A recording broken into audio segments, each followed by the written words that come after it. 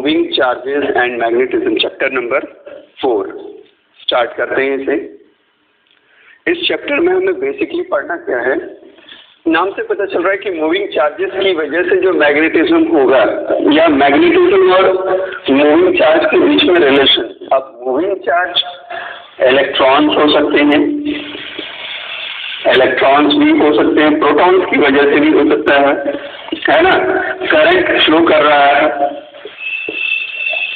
अब किसी कंडक्टर में मान लीजिए एक वायर है, वायर में करंट का फ्लो है, ठीक है। अब उसकी वजह से अगर अगल बगल मैग्नेटिक फील्ड डेवलप हो जाए,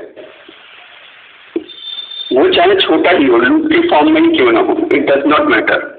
तो जब मैग्नेटिक फील्ड डेवलप होगा तो ये चीजों को अट्रैक्ट करेगा, खासकर आयरन या और भी जो चीजें हैं मेटल्स, उनको क्या करेगा, या तो अट्रैक्ट करेगा, रिपेल करेगा। नॉर्मली ये अट्रैक्ट करेगा, ठीक है। तो ये कैसा बिहेवियर शो करेगा, मैग्नेटिक बिहेवियर शो करेगा। यानी करंट के फ्लो होने से अगर कुछ मैग्नेटिक बिहेवियर शो हो रहा है तो इसको क्या बोलेंगे, इसको बोलेंगे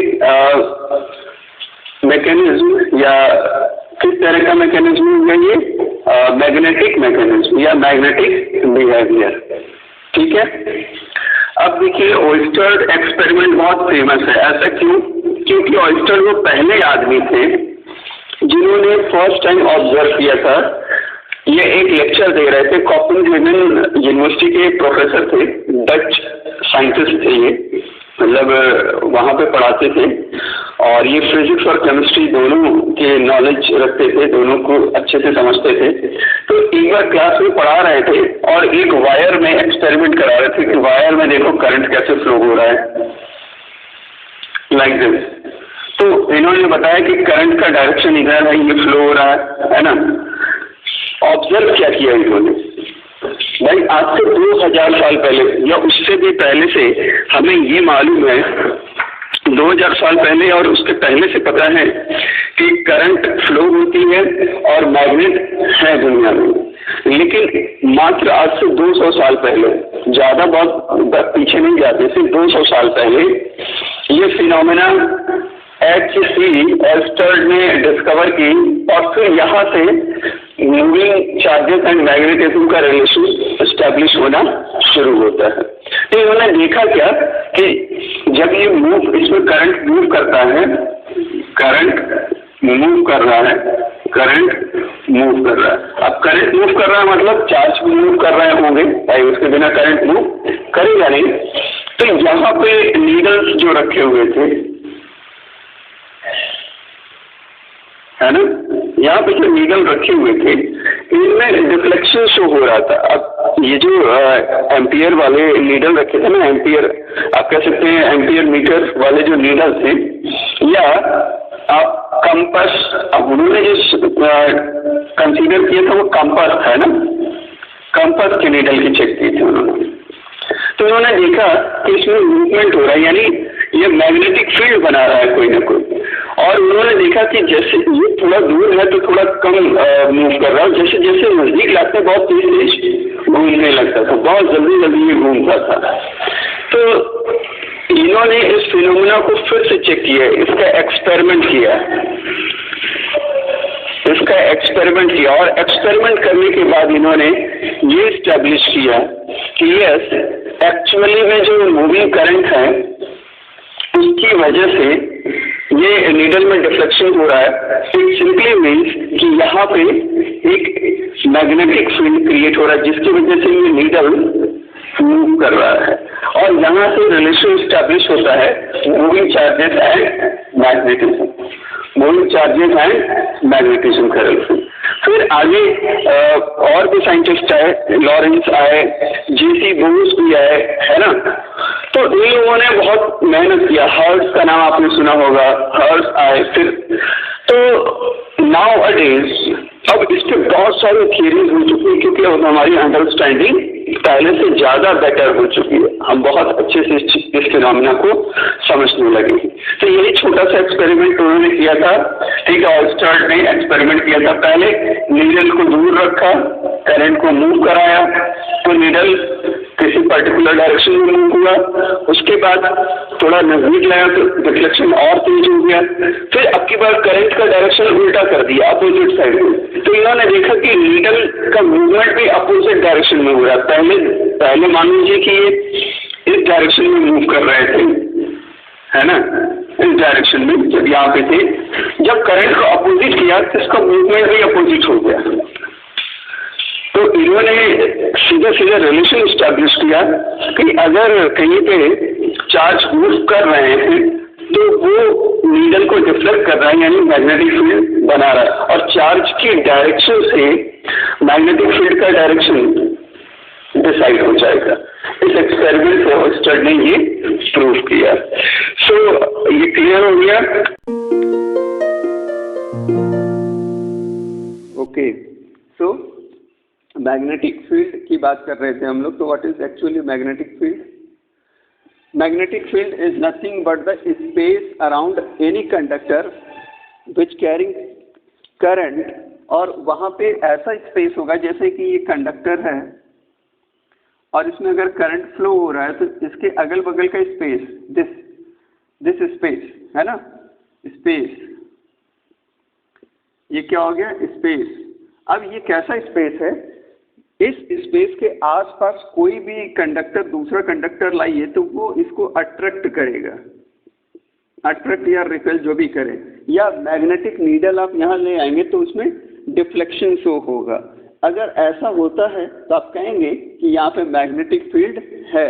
तो क्योंकि करंट फ्लो होने की वजह से मैग्नेटिक फील्ड है, तो हम इसी को यहाँ पे पढ़ रहे हैं कि मूविंग चार्ज की वजह से मैग्नेटिक फील्ड कैसे प्रोड्यूस होता है। तो अभी अभी आपने पीछे देखा कि इस एक्सपेरिमेंट को किसने किया था? ऑयस्टर्ड ने किया था, और फिर धीरे धीरे इसमें एडवांसमेंट आते चले गए, बहुत सारे साइंटिस्ट उनके साथ जुड़ते चले गए, जैसे लॉरेंस हो गए, हर्ट्स हो गए, है ना, इस तरह से रेडियो वेव्स भी डिस्कवर होने शुरू हो गए।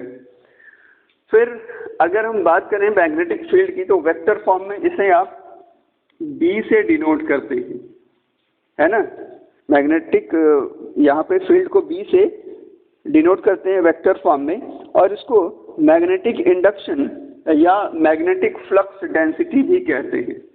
क्या कहते हैं? मैग्नेटिक फ्लक्स डेंसिटी भी कहते हैं। मैग्नेटिक फील्ड को जब वेक्टर फॉर्म में आप डिनोट करते हैं तो इसको मैग्नेटिक फ्लक्स डेंसिटी भी कहते हैं। ओके, अब B की वैल्यू को हम डिनोट कैसे करें या इसको फाइंड आउट कैसे करें? चलिए, वो तो डिनोट तो हमने कर लिया, इसको फाइंड आउट कैसे करें? हम कैसे डिफाइन करेंगे कि मैग्नेटिक फील्ड की वैल्यू कहाँ पे है, यानी फाइंड आउट करना है। तो मान लीजिए कि एक पॉइंट चार्ज है जिसकी वैल्यू है Q, ठीक। अब इसकी जो वेलोसिटी है वो है v, यानी v वेलोसिटी से ये मूव कर रहा है along this path, it is moving with velocity v, ठीक है। और मैग्नेटिक फील्ड B के एक यूनिफॉर्म मैग्नेटिक फील्ड है यहाँ पे V, ठीक है। So this is x component, this is y component, this is z component, x, y and z components are there. And the charge moving in this direction, तो इसका x component क्या हो गया? v sin theta. इस q के लिए जो velocity component यहाँ पे आप देख रहे हो, दो कंपोनेंट हो गया ना, एक इस एक्सिस के अलोंग और एक इस एक्सिस के अलोंग, तो ये हो गया v sin थीटा। और in the same direction, magnetic field के ही डायरेक्शन में v cos थीटा। ये वाली जो वैल्यू है आप देख रहे हैं, मैग्नेटिक फील्ड है उसके जस्ट परपेंडिकुलर है, यानी 90 डिग्री पे, तो ये v sin थीटा है, और उसी के सेम मैग्नेटिक फील्ड के ही डायरेक्शन में है v cos theta. So it is well known that f is equal to the q, है ना, यानी directly proportional to the q। और इन द सेम मैनर आप कह सकते हैं कि ये फोर्स जो है वो वेलोसिटी कंपोनेंट के मैग्नीट्यूड के भी डायरेक्टली प्रोपोर्शनल होता है, यानी F is directly proportional to the V sine theta.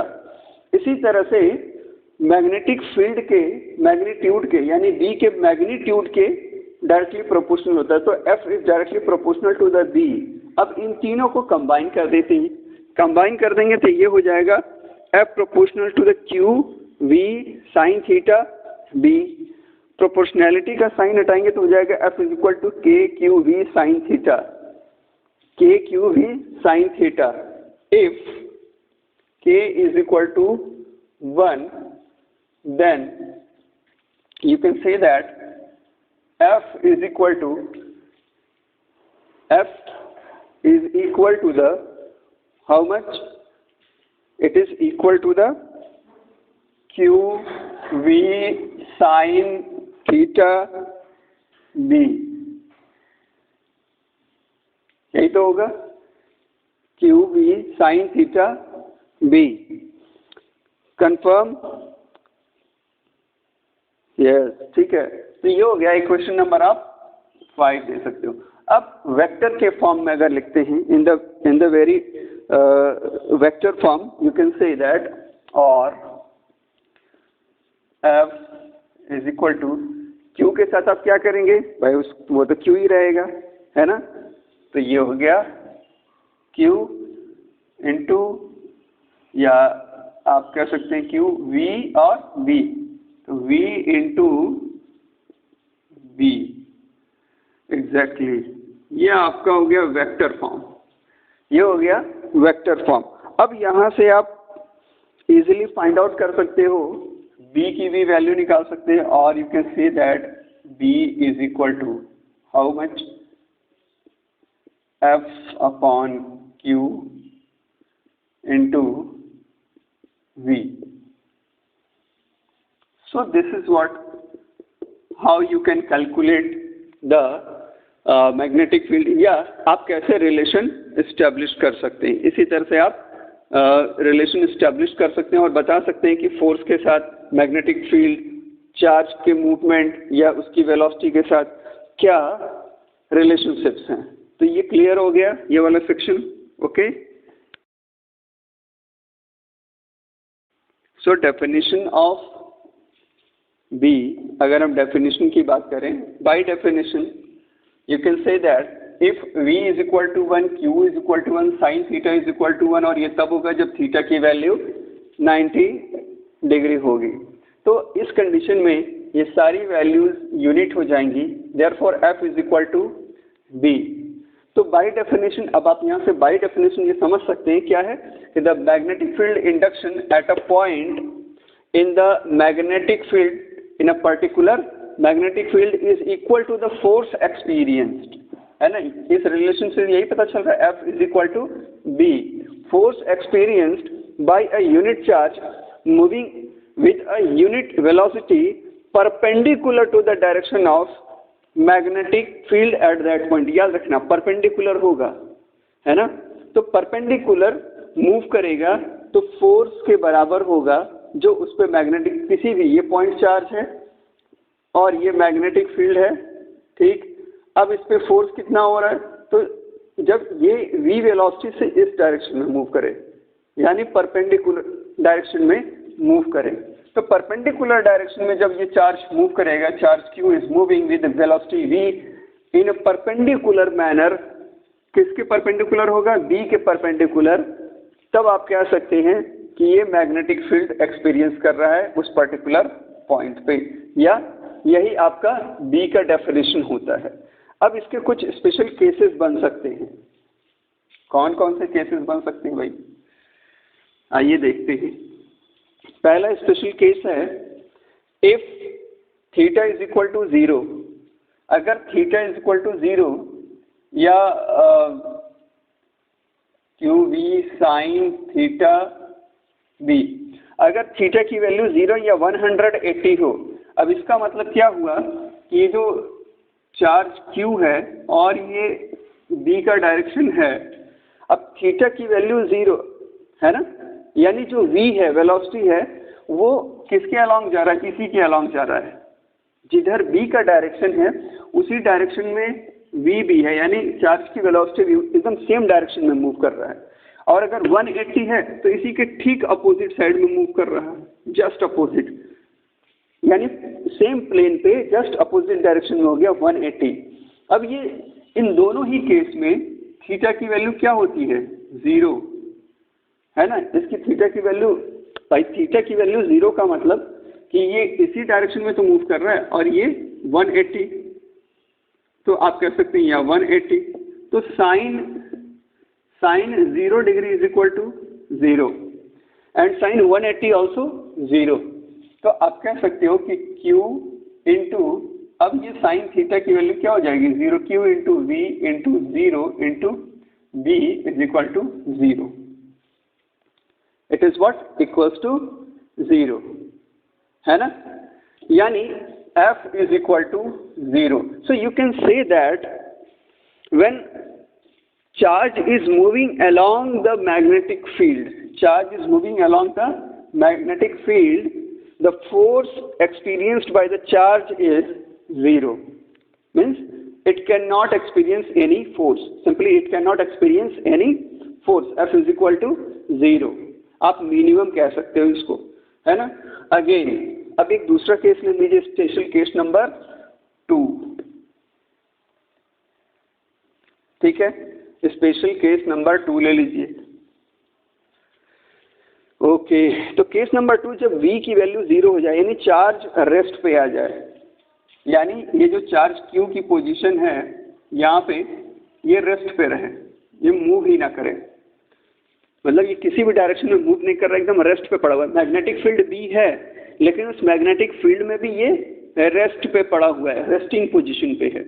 अगर ये रेस्टिंग पोजीशन पे है तो V की वैल्यू क्या हो गई? 0, by initial value 0, final value 0, 0 minus 0 is equal to 0, है ना। अब इस केस में क्या हो जाएगा? Q इंटू V की जगह हम लिखेंगे 0 into sine theta into B। ये वैल्यू फिर से कितनी हो गई? 0, है ना। सो F की वैल्यू फिर से कितनी हो गई? 0। इससे क्या आपको पता चल रहा है? इससे ये पता चल रहा है कि किसी भी मैग्नेटिक फील्ड में अगर कोई पॉइंट चार्ज प्रेजेंट और मूव नहीं कर रहा है तो उस पर फोर्स भी 0 लगेगा, यानी वो कोई फोर्स एक्सपीरियंस नहीं करेगा। सो it is again concluded that in a particular magnetic field, if the point charge is not moving, then it cannot experience any type of force. F की वैल्यू 0 हो गई। Very good. अब case number 3, एक तीसरा case भी हो सकता है ना, special case number 3। Now consider that the charge is moving perpendicular to the charge is moving with the velocity v and it is what? Moving in the perpendicular direction to the b, है ना, b के perpendicular direction में। तो ये क्या हो गया? Theta की वैल्यू हो जाएगी 90 degree. So you can say that in special case number 3, if theta is equal to 90 degree, then sin theta is equal to 1, है ना। तो ये हो जाएगा Q into V into sine theta की जगह हो गया 1 इंटू B। तो फाइनली आप क्या लिख सकते हैं? फाइनली आप लिख सकते हैं F is equal to Q into V into B, यानी QVB। तो इससे क्या कंक्लूजन निकला?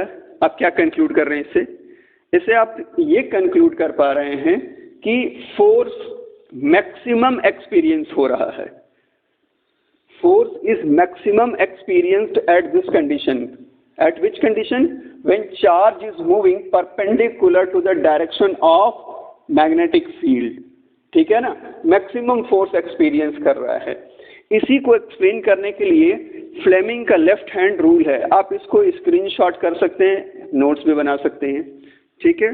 तो फ्लेमिंग के लेफ्ट हैंड रूल इसी पे बेस्ड होता है, इसी को एक्सप्लेन करने के लिए होता है।